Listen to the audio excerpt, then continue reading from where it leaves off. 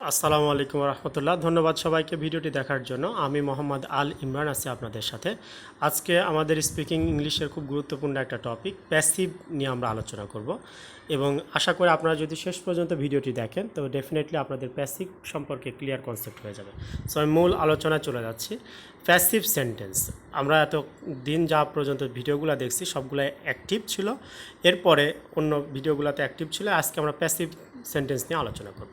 So প্যাসিভের কয়েকটা basic rules আছে। তার মধ্যে প্রথম যে রুলসটা, প্যাসিভে ভার্বের তিন নম্বর ফর্ম সবসময় বসে, এটা কিন্তু একবারে কনস্ট্যান্ট রুলস। যেমন আমরা জানি গো ওয়েন গান, সো এই গানটা হচ্ছে 3 নম্বর ফর্ম, এটা প্যাসিভের ক্ষেত্রে হবে সবসময়।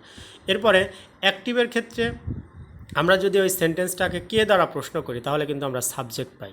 যেমন আই এম প্লেয়িং ক্রিকেট, তাহলে কে ক্রিকেট খেলছে, তাহলে বলবে যে আমি। সো আমিটা হচ্ছে সাবজেক্ট। কিন্তু প্যাসিভের ক্ষেত্রে কিন্তু কি এবং কাকে দিয়ে প্রশ্ন করলে এখানে সাবজেক্টটা খুঁজে পাওয়া যায়। যেমন যেমন ছাত্রটিকে শাস্তি দেওয়া হয়, দ্য স্টুডেন্ট ওয়াজ পানিশড।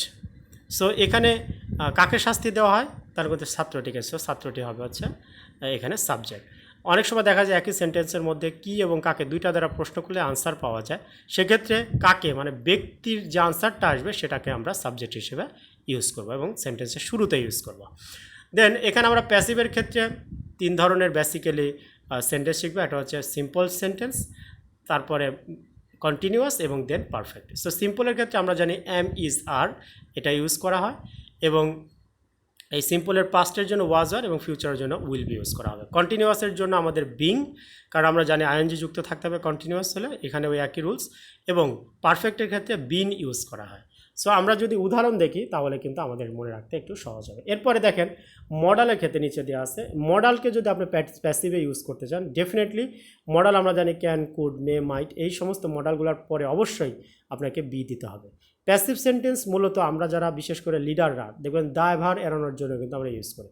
এখানে অ্যাক্টিভ কেউ থাকে না, জাস্ট কথা বলার, এখানে জোর দিয়ে কোনো কিছু বলা যায় না, সেটা হচ্ছে প্যাসিভ। আমরা অথবা বড়রা অনেক সময় দায় পাড়ি দেওয়ার জন্য কিন্তু কথা বলে, এই প্যাসিভেই বেশি কথা বলে। অথবা পত্রিকাতে যে লেখাটা আসে সেখানে দেখবেন সব বেশিরভাগ ক্ষেত্রে আমাদের প্যাসিভে থাকে এবং বই লেখার ক্ষেত্রে আমাদের প্যাসিভ সেন্টেন্সগুলো সবচেয়ে বেশি ইউজ করা হয়। এখানে ভার্ব হিসেবে এখানে দেখেন অনেক বস্তুর নাম দেওয়া আছে, কারণ বস্তু দিয়ে দেখা যায় আমাদের প্যাসিভ সেন্টেন্সগুলো বেশি হয় ব্যক্তির চেয়ে। যেমন লেটার, তারপর নিউজ, বুক, হাউস, কার, ডোর, এগুলো ডান দিকে টপে দেওয়া আছে। এরপর আমরা সিম্পল টেন্সের ক্ষেত্রে জানি যে উদাহরণ হিসেবে এখানে দেওয়া আছে দ্য লেটার ইজ রিটেন, মানে চিঠিটি লেখা হয়।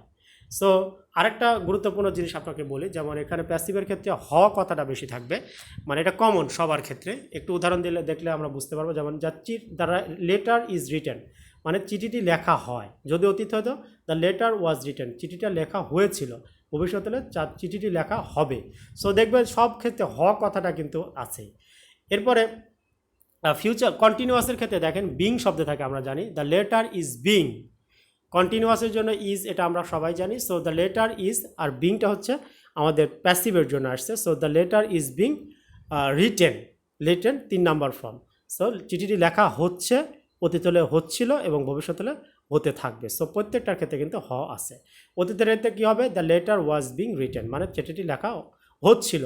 ভবিষ্যতের ক্ষেত্রে দ্য লেটার, সরি এখানে লেটার কথাটা বাদ গেছে। So the letter will be being written, তার মানে চিঠিটি লেখা হতে থাকবে।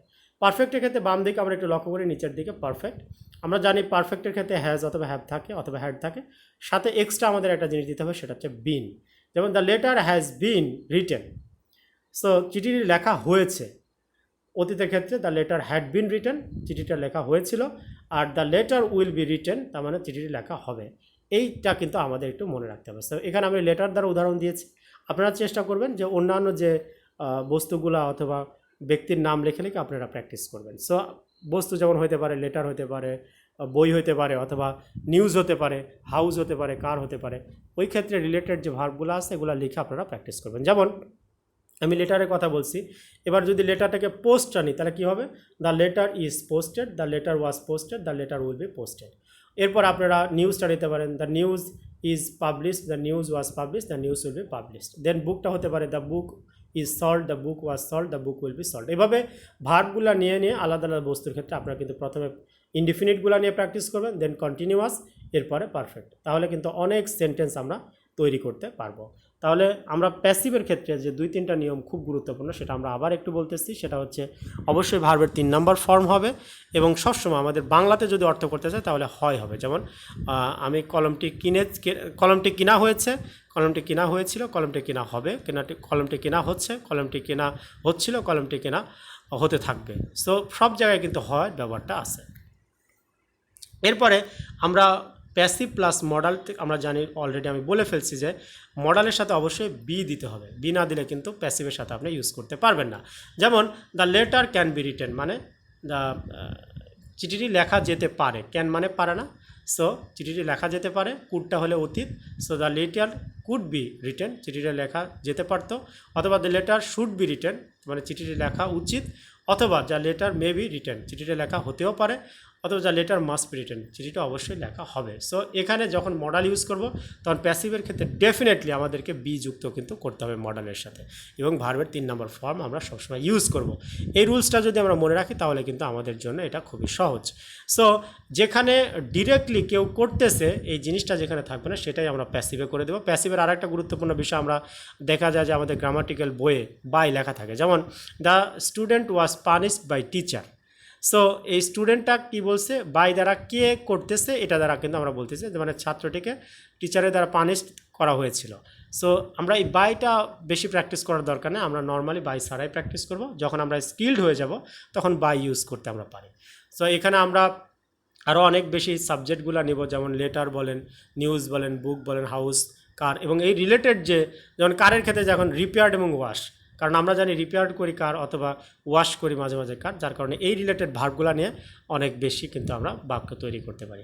সো প্যাসিভ কিন্তু খুবই সহজ, শুধু 2-3টা নিয়ম, যে প্যাসিভের ক্ষেত্রে সবসময় আমাদের বাংলাতে হয় অথবা এখানে V3 ফর্ম বেস আমাদের ইউজ করি সবসময়, অথবা আমরা কি অথবা কাকে দিয়ে প্রশ্ন যদি করি তাহলে কিন্তু সাবজেক্ট বের হবে, এবং কি এবং কাকে দিয়ে দুইটারই যদি আনসার আমরা সেন্টেন্স থেকে পাই তবে কাকে, যেহেতু এটা ব্যক্তিকে বোঝায় তাহলে ব্যক্তিকে আমরা প্রায়োরিটি দিব এবং এটা সাবজেক্ট হিসেবে ব্যবহার করব। সো ধন্যবাদ সবাইকে ভিডিওটি দেখার জন্য। ভিডিওটি যদি আপনাদের ভালো লাগে সো চ্যানেলটি আপনারা সাবস্ক্রাইব করবেন প্রতিনিয়ত আপডেট ভিডিও পাওয়ার জন্য। তাছাড়া ইংলিশে যে কোনো প্রবলেমের কারণে আপনারা মেইল করতে পারেন আমাকে imran114019@gmail.com অথবা motivatorimran@gmail.com। ফেসবুক গ্রুপ, মেসেঞ্জার গ্রুপে অ্যাড হতে পারেন, স্পোকেন ইংলিশ উইথ ইমরান, এবং মেসেঞ্জারে ইমরান ডুয়েট লিখে সার্চ দিলেও কিন্তু আমাকে পাবেন, অথবা ইউটিউব চ্যানেলে স্পোকেন ইংলিশ উইথ ইমরান, এখানে আমার প্রতিদিন ইংলিশের ভিডিও আপডেট থাকে এবং এটা আপডেট ভিডিওগুলো পাবেন বেল আইকনটা সেট করে রাখলে।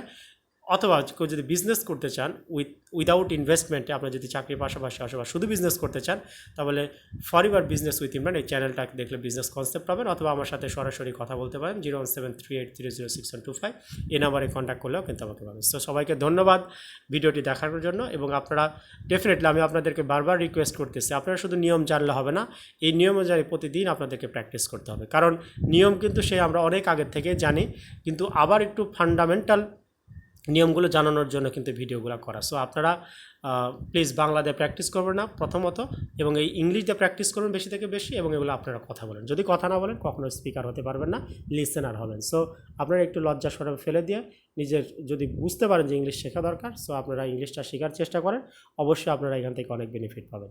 সো ধন্যবাদ সবাইকে, এবং যে কোনো ধরনের সাজেশন যদি আমাকে আপনারা দিতে চান তবে আমার এই নাম্বারে ফোন দিয়ে আপনারা সাজেশন দিতে পারেন। আসসালামু আলাইকুম ওয়া রাহমাতুল্লাহ।